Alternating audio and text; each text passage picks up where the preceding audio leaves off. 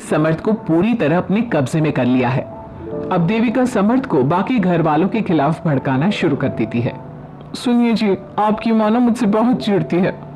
नहीं देविका, माँ तो तुमसे बहुत प्यार करती है, तुम्हें ऐसा क्यों लगता है?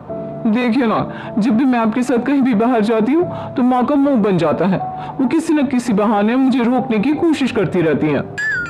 अच्छा चलो ठीक है, आज मैं तुम्हें कहीं डिनर कराने ले जाता हूँ, तुम तैयार हो जाओ, देखते हैं माँ तुम्हें रोकती है या नहीं।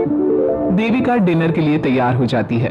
वो अपनी सास से कहती है, माँ जी मैं और समर्थ डिनर के लिए बाहर जा रहे हैं। अरे बहू, तुम तो जा रही हो तो रात का खाना कौन बनाएगा?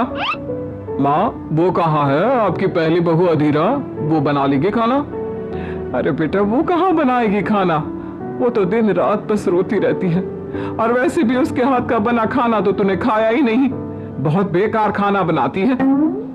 माँ, देविका इस घर में खाना बनाने के लिए नहीं आई है, वो आज के बाद इस घर का कोई काम नहीं करेगी और खाना भी नहीं बनाएगी।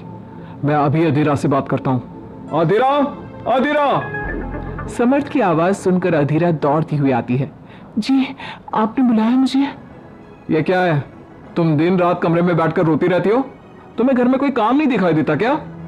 माँ और सौम्या के लिए खाना बना लो, मेरे और देविका के लिए मत बनाना, क्योंकि हम बाहर खाना खाने जा रहे हैं। ये बोलकर दोनों घर से बाहर निकल जाते हैं और अधीरा खाना बनाने में लग जाती है।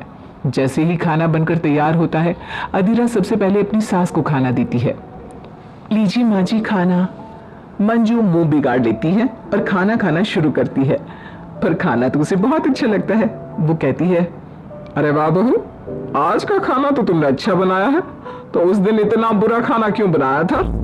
माँ, खाना तो मैं ऐसा ही बनाती हूँ, और उस दिन भी अच्छा ही खाना बनाया था, लेकिन उस खाने में किसी ने ऊपर से हल्दी डाल दी थी, जिसकी वजह से खाने का टेस्ट बेकार हो गया था।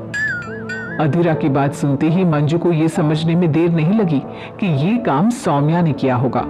उधर रास्ते में देविका समर्थ को उसके घर वालों के खिलाफ भड़काने में लगी होती है। देखो ना समझिए, आपने माँ कैसे मुझे आपके साथ जाने से रोकने के लिए खाना बनाने का बहाना करने लगी। घर में सौम्या और अधीरा भी तो रहती है ना, उनसे तो माँ कुछ नहीं बोलती, मेरे ही पीछे पड़ी रहती है। हाँ देविका, देख लिया मैंने, माँ तुम्हें बाहर जाने नहीं देती, लेकिन उसका कारण ये भी है कि अधीरा को तुम्हारी तरह मजेदार खाना बनाना नहीं आता। चलो आपकी बात ठीक है, अधीरा को खाना बनाना नहीं आता, लेकिन सौम्या भी तो घर में रहती है, खाना बनाना तो दूर, वो एक पानी का गिलास भी नहीं उठा सकती। अरे सौम्या तो अभी पढ़ाई कर रही है ना, और दो दो भाभीयों के होते हुए उससे काम करने की क्या जरूरत? अच्छा, पढ़ाई कर रही है।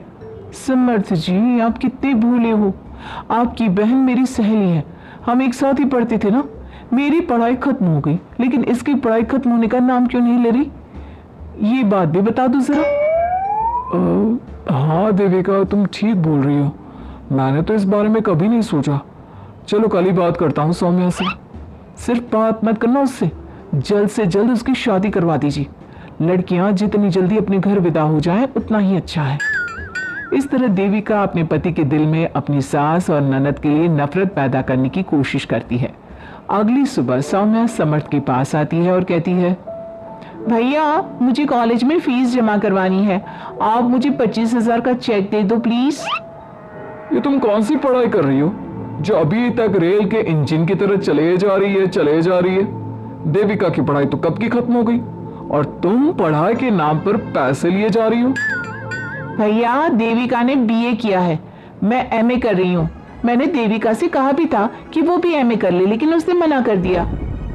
सौम्या, देविका तुम्हारी भाभी है, उसका नाम मत लो, और कल से तुम कॉलेज नहीं जाओगी। लेकिन भैया। सौम्या, मुझसे बहस मत करो, घर पर रहकर खाना बनाना सीखो, नहीं तो अधीरा की तरह तुम्हारे ससुराल वाले तुम्हें ताने देंगे। ये बोलकर समर्थ वहां से चला जाता है और सौम्या देविका से कहती है, आज तक भैया ने मुझे कभी किसी चीज के लिए नहीं रोका। मुझे पता है देविका, तुमने ही भैया के दिमाग में ये सारी चीजें डाली है ना।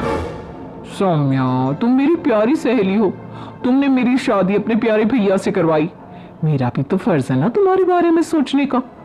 मैं भी तुम्हारी शादी किसी अच्छी सी लड़की से करवाकर तुम्हें जल्द इस घर से रुखसत करूंगी।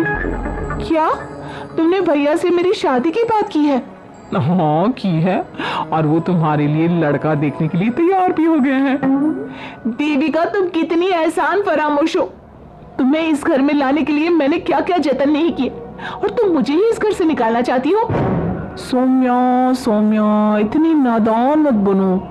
तुमने अपने भाई के दिल में अधीरा के लिए कितनी नफरत भर दी है। मैं नहीं चाहती कि जो अधीरा के साथ हुआ है वो कभी मेरे साथ भी हो। देविका की बात सुनकर सौम्या को बहुत दुख होता है और उसे अपनी गलती का एहसास होता है। ऐसे ही देविका अपनी सास और सौतन को अपने पति की नजरों के सामने गलत साबित करने के लिए नए नए तरीके ढूंढती रहती है। अगले दिन समर्थ ऑफिस के लिए तैयार होता है तो देविका समर्थ से कहती है, समर्थ जी, इस घर पर और आप पर मेरा थोड़ा सा भी अधिकार है या नहीं? अरे क्या हुआ, सुबह सुबह इतना गुस्सा? इस घर पर मुझ पर तुम्हारा पूरा अधिकार है, लेकिन हुआ क्या? तुम क्यों झांसी की रानी बनी हो आज? मैंने माँ जी से दवाई लाने के लिए पैसे मांगे तो उन्होंने मुझे साफ मना कर दिया। अब जो भी कमा कर लाते हो अपनी माँ के हाथ में देते हो, और वो घर का सामान लाने में अपनी मनमानी करती है।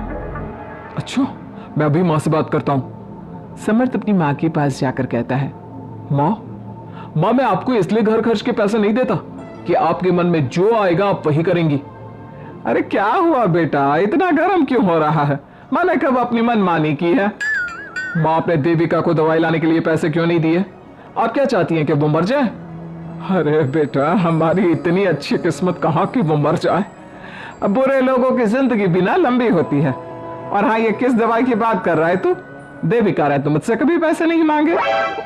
देखो समर्थ जी, आपकी माँ किस तरह मेरे मरने की कामना कर रही है और झूठ भी बोल रही है। बस माँ, आप तो मेरे ही सामने इसकी बुराई कर रही हो और इसके मरने की प्रार्थना कर रही हो। आज के बाद मैं आपको घर के खर्च के लिए पैसे नहीं दूंगा। अब इस घर का सारा खर्च देविका उठाएगी। समर्थ ये कहकर चला जाता है। देविका अपनी सास, ननद और सौतन से कहती है, अब समर्थ पूरी तरह से मेरा हो चुका है। तुम तीनों समर्थ के आसपास भी मत भटकना, और इस घर पर सिर्फ मेरा राज रहेगा, सिर्फ मेरा। लिख लो ये। देविका भी वहां से चली जाती है। मंजू और सौम्या अधीरा से माफी मांगती है। अधीरा बहू, हमें माफ कर दे। हमने तुम्हारे साथ बहुत बुरा व्यवहार किया था, जिसकी सजा हमें इस देविका नामी राक्षसी के रूप में मिल गई है। हाँ भाभी, मुझे भी माफ कर दो। मैंने ही भाई के दिल में तुम्हारे लिए नफरत भरी थी। अब भाई हमसे ही नफरत करने लगे, वो भी उस देविका की वजह से। अब माफी मांगने से क्या फायदा? जो होना था वो तो हो गया। समर्थ मुझसे बहुत प्यार करते थे, लेकिन आप दोनों ने उन्हें मुझसे छीन लिया, मगर देविका ने उन्हें आप दोनों से भी छीन लिया। क्या अधीरा को उसका प्यार वापस मिल पाएगा? क्या देविका की सच्चाई समर्थ के सामने कभी आ पाएगी? ये जानने के लिए कहानी का अगला भाग जरूर देखिएगा।